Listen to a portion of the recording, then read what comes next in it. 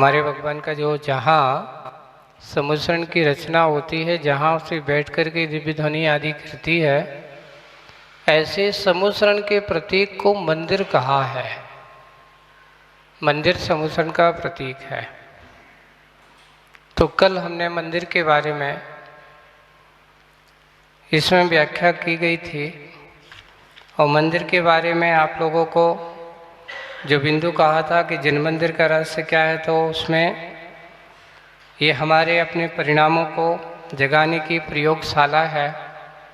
अपने अंदर के भावों को जगाने के लिए, अपने अंदर के भीतर वो जिनत है उसको खोजने की भी एक प्रयोगशाला है कि मेरे अंदर भी वह परमात्मा स्वरूपता है, मैं भी उस स्वरूप को, और बाहर से भीतर की ओर आने की यात्रा का प्रतीक जहाँ पर की जाती है उसका नाम मंदिर है। बाहर से अंदर की यात्रा करने का नाम तो मंदिर है। फिर उसके बाद मंदिर में जब अपन जाते हैं तो मंदिर में क्या होता है, तो जहाँ भगवान विराजमान बैठते हैं या जहाँ भगवान की प्रतिमा को विराजमान किया जाता है उसका नाम गर्भगृह है, जिसे अरहंत प्रतिमा कहा गया। तो गर्भगृह, और गर्भगृह में जहाँ वो आत्मा का प्रतीक, जहाँ तीर्थंकर की प्रतिमा विराजमान है, प्रतिमा की मुद्रा कैसी होती है, तो हमारे यहाँ खड्गासन मुद्रा होगी या फिर पद्मासन मुद्रा होगी। दो ही मुद्रा है। और नासा दृष्टि है, वो मुद्रा नहीं है, वो क्या है, नासा दृष्टि है, वीतरागमयी मुद्रा है। पर वीतरागमयी मुद्रा में नासा दृष्टि वाली मुद्राएं होती हैं। तो इस प्रकार के कायेश्वर मुद्रा का हो या कायेश्वर का या खड्गासन का हो, एक ही बात है। अब चलते हैं, आज का जो विषय अपना नया है, आज का ये विषय पूरा का पूरा ये आप लोगों को देना है कि जिन मंदिर में हम प्रवेश करते हैं, तो जिन मंदिर में प्रवेश करने के पहले आपको आवश्यकताएं, सावधानियां क्या होना चाहिए, या ये कहो कि प्रवेश करते समय हमारी कौन सी क्रियाएं होना चाहिए। तो सबसे पहले इसमें नहीं लिखा, आपको एक अलग से और बता देता हूँ कि मंदिर में आते समय सबसे पहले अपने आप को मन शुद्ध होना चाहिए, वचन भी शुद्ध होना चाहिए और काय भी शुद्ध होना चाहिए। किन की शुद्धि बनाना चाहिए अपन को, मन, वचन और काय, ये शुद्धि हमें रखना चाहिए। कभी भी मंदिर में खाते पीते नहीं आना चाहिए, मुंह में कोई भी सौंफ सुपारी दबाए या गुटखा दबाए या कुछ भी खाते हुए आए और हम सीधे मंदिर में प्रवेश कर जाएं। तो मंदिर में कभी भी खाते हुए या खा कर के आए, हमने मुख शुद्धि नहीं की और सीधा प्रवेश करते हैं, तो ये भी हमारे लिए ठीक नहीं है। तो सबसे पहले मुख शुद्धि होना चाहिए, है ना। शरीर की शुद्धि भी होना चाहिए। कभी कभार कुछ काम धंधे हम ऐसा करते हैं, इस प्रकार के होते हैं जिसमें बहुत हिंसा आदि के कार्य या फिर आरंभ आदि के कार्य है, यहाँ कहीं ऐसा रास्ते, गंदे रास्ते से हम आए, तो अपने आप को शुद्ध वगैरह, शरीर वस्त्र वगैरह बदल करके शुद्ध करके आना चाहिए। ये हमारी काय की शुद्धि मानी जाती है। मन प्रसन्न होना चाहिए, वचनों में हमारे गदगद भाव होना चाहिए। जैसे ही मंदिर में हमने प्रवेश किया, जय हो, क्या करना चाहिए अपन को, हाँ, ये शब्द पहले जयकार। क्यों, जब भी कोई महापुरुषों के यहाँ हम जाते हैं, महान पुरुषों के चरणों में पहुँचते हैं, तो वहाँ उनके गुणों के प्रति उनका आदर अभिव्यक्ति उनकी जयकार से होना चाहिए। किससे होना चाहिए, हाँ। इसमें अपन अंदर से, बाहर से चिल्लाने की जरूरत नहीं है, अंतरंग में हमारा नाद उठना चाहिए, जय हो। अब कोई कहे महाराज जी हम जोर से बोल दें जय हो तो लोग डिस्टर्ब हो सकते हैं, नहीं, हमारे भावों के साथ अच्छे से अंतर के जय हो, जय हो, जय हो। और फिर बाद में निश्चय ही मैं क्या करने जा रहा हूँ, भगवान आपके दर्शन वंदना करने आया हूँ, तो निश्चय ही कहने का आशय क्या था, अर्थात मैं अपने आप को एकदम मन से, वचन से और काय से बिल्कुल सही बना करके आपके चरणों में आया हूँ। निश्चय ही ऐसा शब्द कहते ही अपने आप को स्थिर कर लेना। और दूसरा हेतु दिया कि मेरे प्रवेश करते समय अगर मान लो कोई किसी प्रकार के देवी या देवता आदि हैं, कोई अगर यहाँ पर हो और वो दर्शन आदि कर रहे हों, तो किसी को डिस्टर्ब ना हो। जैसे कि हम किसी के घर पे जाते हैं तो वहाँ से हम परमिशन लेते कि क्यों भाई, मैं यहाँ अंदर आ सकता हूँ क्या, कि ऐसे घुस जाते किसी के अपरिचित घर में? नहीं। तो ये भी जिनेंद्र भगवान के घर पर मात्र किसी एक व्यक्ति का अधिकार नहीं होता। जिनेंद्र भगवान के चरणों में आने के लिए सभी को क्या है, खुला हुआ है। देवता गण भी हैं, बहुत सारे देवता। अपन ये मत सोचो कि मात्र मनुष्य के लिए मंदिर बनाया जाता है। आपके साथ बैठे हुए कई ऐसे भव्य आत्मा भी होते हैं, ऐसे देव देवताएं भी होती हैं, वो भी आकर के भगवान की पूजन पाठ करते हैं। और अगर मान लो किसी को अपन ने किया और हमारी क्रिया से किसी को बुरा लग गया, तो वो तुम्हारे पीछे भी पड़ सकता है, तुम्हारे लिए परेशानी का कारण भी बन सकता है। इसलिए मंदिर में हम बहुत सावधानी, इसलिए कहते हैं मंदिर आते समय हमारे अंदर किसी प्रकार का कसाय भाव नहीं होना चाहिए, चंचलपना नहीं होना चाहिए, बिल्कुल सावधानी के साथ हमें आना चाहिए। तो ये तो सबसे पहले मंदिर में प्रवेश किया। प्रवेश करते समय जैसे कि वो घंटा लगा, आवाज़ अपन चलते हैं मंदिर में, घंटा बजाने का उद्देश्य क्या है तो अपने लिखा है। ये सबसे पहले ये घंटा पहले बार सब जगह जब भगवान का जन्म होता है तो वैमानिक देवों में वहाँ घंटे का नाद होता है। तो ये हमारा जो घंटा जो है ये वैमानिक देवों का वहाँ के उस प्रतीक के रूप में आते हैं, अच्छे देवों का, सम्यक दृष्टि देवों का प्रतीक। झालर भी बजती है, तुरई भी बजती है, नगाड़ा भी बजते हैं, उनके यहाँ अलग अलग होते, लेकिन ये घंटा वैमानवासी देवों का प्रतीक भी बताया गया है। तो इसका क्या है, आध्यात्मिक प्रतीकता और व्यवहारिक अर्थ इसका क्या है, तो जिन मंदिर में घंटा बजाना कोई औपचारिक क्रिया नहीं बल्कि अंतर्मुखी जागरण की क्रिया। जैसे कि हम बाहर के कोलाहल से आए है ना, तो बाहर के कोलाहल से अब एकदम जैसे ही अपन मंदिर में आते घंटा बजाते तो उसकी ध्वनि आपके अंदर प्रवेश करती है आपके कानों के माध्यम से, तो आप अंदर से जागृत हो जाना चाहिए हमें कि अब मैं जब तक भगवान के दर्शन करने आया हूँ तब तक और किसी का विकल्प नहीं रखूँगा। अर्थात ये अंतर्मुखी जागरण की विधि शुरुआत आप कर रहे हो, बाहर के कोलाहल से बिल्कुल शांत वातावरण में आने की कोशिश करते हैं। चित्त की एकाग्रता के लिए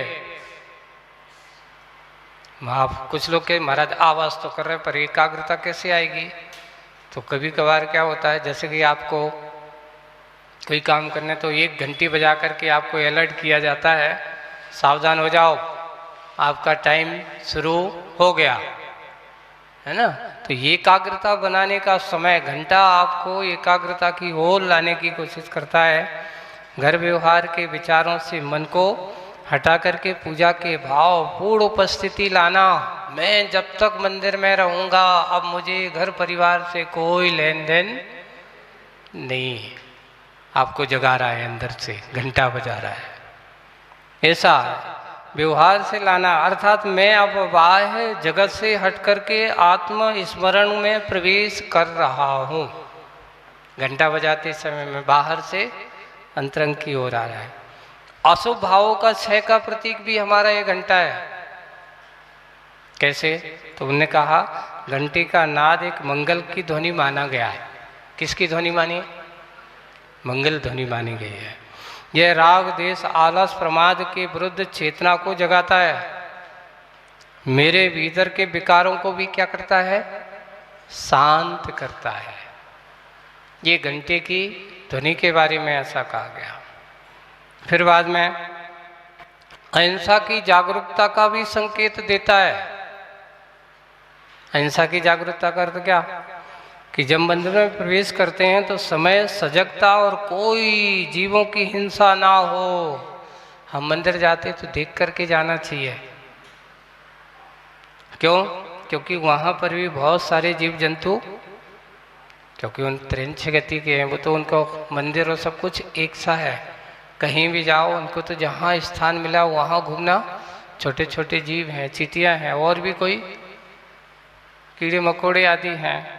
बरसात के समय नाना प्रकार के जीव जंतु देखने को मिलते हैं। तो ये ऐसे अहिंसा के प्रति जागरूक, कोई जीवों की हिंसा ना हो, इसका स्मरण मैं सजग हूँ, संयमी हूँ, देख करके अपने आप को चलना, बना करके चलना है। और क्या देता है, तो उनका अरहंत वंदना की सूचना परंपरागत पक्ष स्वयं को और आसपास के श्रद्धालुओं को भी। जैसे कि आप मंदिर के पास में रहते हो और घंटे की आवाज़ सुनते ही लोग अगर सो रहे हों तो चलो भाई अभिषेक का टाइम हो गया है, उसकी सूचना दे रहा है, आपको पूजन के लिए जगाने का काम भी करता है। अब सोचने वालों की अलग अलग तरीका होता है। कुछ लोग आज के समय में तुम्हारे यहाँ इस शहरीकरण के नीतियों में लोगों की साइकोलॉजी क्या बन गई, जहाँ मंदिर हो वहाँ घर नहीं लेना। क्यों नहीं लेना? बोले कि वहाँ शोरगोल ज़्यादा होता है। हाँ, मार्केट का शोरगोल चलेगा, बाजार का शोरगोल चलेगा, ट्रेन आदि का शोरगोल चलेगा, लेकिन मंदिर के शोरगोल से आदमी को एलर्जी होने लगी। जबकि ये कहा कि जिसके घर के पास में मंदिर की घंटी की अगर नाद आती हो तो उस आवाज़ का प्रभाव ये है कि इस आवाज़ से कम आसपास का जितना वातावरण विकृत होता है उस वातावरण को भी शुद्ध बनाने में मंदिर की घंटी काम करती है। यहाँ पर लोगों को, यहाँ के पर्यावरण को शुद्ध करने में बहुत बड़ा कारण होता है, ये घंटी होती है। तो इस प्रकार अरहंत वंदना स्वयं को और आसपास के श्रद्धालुओं को जिन वंदना का क्षण का बोध कराने की सूचना भी कौन देता है? जागो, मंदिर का समय हो गया। जैसे स्कूल की घंटी बजती है तो बच्चे कहाँ भागते हैं? स्कूल अपनी क्लास की ओर भागा करते हैं। ऐसे ही भगवान के भक्ति का समय आ गया। नाद का मनोवैज्ञानिक प्रभाव क्या है इसका? तो घंटे का मनोवैज्ञानिक मन को तुरंत वर्तमान क्षण में लाता है, जगा देता। मान लो अपन कहीं किसी की स्मृतियों में डूबे हों, किसी को याद कर रहे हों, या पीछे के काल में खोए हों, कोई सोच रहे हों, और जैसे ही घंटे सुनते तो आदमी जाग जा रही, अभी यहाँ छोड़ो, अभी क्या करना है, अपन भगवान के दर्शन करने आए हैं। तो इस प्रकार ये मनोवैज्ञानिक है, वर्तमान क्षण में लाती है। ध्यान अवस्था के लिए मानसिक तरंगों को भी शांत करती है। ये आवाज़ बिल्कुल, जब कोलाहल मचा हो, घंटे की आवाज़ सुनते ही हमारे मन में एकदम शांति का वातावरण आता है, ऐसा शांत करती है। आज से के शब्दों को यहाँ पर कहा जाए, इस प्रकार के शब्दों के माध्यम से वह विशेष रूप से शांति का अनुभव भी करता है। मेंटलिटी और उसकी कैसी बन जाती है? रिलैक्स, बिल्कुल शांत हो जाती है, इधर उधर का कोलाहल नहीं रहता। इस प्रकार फिर कहा अहंकार का विसन का संकेत भी हुआ करती है हमारी है। तो किसका प्रतीक है? अहंकार का विसर्जन, मैं की आवाज को छोड़ देता। अब यहाँ कोई अहंकार ममकार आदि नहीं होगा, और धर्म की नाद की प्राथमिकता देना मेरी पहचान नहीं है, धर्म का सुर ही इसमें प्रमुख है। भगवान के मंदिर में जाओ तो ये मत कहो कि मेरा नाम कहाँ है। भगवान के सामने अपने नाम आदि को क्या कर दो, गौण कर दो। उनके सामने किसी प्रकार का कोई नाम की काम की नहीं, मेरा काम सिर्फ भगवान का नाम लेना है, इस प्रकार काम होना चाहिए। अहंकार का विसर्जन का भी संकेत है। इस प्रकार कोई भी धर्म सर्व महत्वपूर्ण जैन दृष्टि घंटा आडंबर नहीं, एक अनुशासन है। कुछ लोग कहते हैं अरे ये तो आडंबर है, घंटा घड़ी बजाना, हल्ला करना, तो ये अनुशासन ये नहीं। अनुशासन का प्रतीक हमारे पास है, सावधान करने का प्रतीक हमारा ये घंटा है। तो इस प्रकार ध्यान रखें। बस इतना है कि ऐसा नहीं, इसको एक क्रिया को क्रिया ही रहना चाहिए, मनोरंजन नहीं बनना चाहिए। कई लोगों को बजाता और बजाओ, तो नोट करने के लिए इसमें रखा है कि ध्यान रखें, तेज बार बार या दिखावे हेतु नहीं बजाना, अपने आप को जगाने के लिए धीरे से, उचित शांत, उचित नहीं है, शांत सीमित और भावुक युक्त क्या करना, उसका नाद करना। सारभूत बात है, घंटा बाहर नहीं भीतर बजना चाहिए। बाहर की घंटी की आवाज़ हमारी कहाँ आना चाहिए, भीतर की ओर, नाद की ओर, अंतरात्मा को जगाने का संकेत है। यदि चाहे तो मैं यह भी समझ सकता हूँ कि कितनी बार घंटा बजाना उचित है, तो मात्र एक बार ही उचित है। कोई उनसे पूछे कितनी बार बजाना, तो बार बार नहीं, एक बार धीरे से अपने करते हो उसकी आवाज़ को थोड़ी सी रुको, रुक करके आगे बढ़ो। ऐसा नहीं, कुछ लोग क्या करते, ठंड किया और दौड़ लगा दी, नहीं, आराम से थोड़ा सा उसके आसपास खड़े होकर के रहिए, तो वहाँ एक बार ही उचित मात्र। पूजा के चरण हैं, पूजा के किस चरण में बजाया जाए, कब करना है, तो मंदिर के जब प्रवेश करते हैं उसी समय बजाया जाए, या फिर एक दूसरा कारण जब भगवान का अभिषेक आदि करते हैं तो भी उनकी उस महात्मा को जय हो ध्वनि, जय ध्वनि का नाद जब किया जाता है ना, तो उसमें भी ये घंटा ध्वजादि परिवार विभूषितेभ्यो, ऐसे जिनेन्द्र भगवान का महिमा आदि वर्णन किया गया। तो इस प्रकार बजाते समय आते समय कहा गया। तो ये हमारे घंटे का विशेष रूप से। आप मंदिर आए हो, अब इसमें एक वो प्रसंग हम अगले चरण में, अगले सत्र में आपको, और जब अगले स्टॉपेज पे होगा तो उसमें अपन को मंदिर में कैसे आना है, देव पूजा का महत्व विशेष रूप से, देव और देवत्व का स्वरूप क्या होता है, इसका विशेष और वर्णन आपको मिलेगा।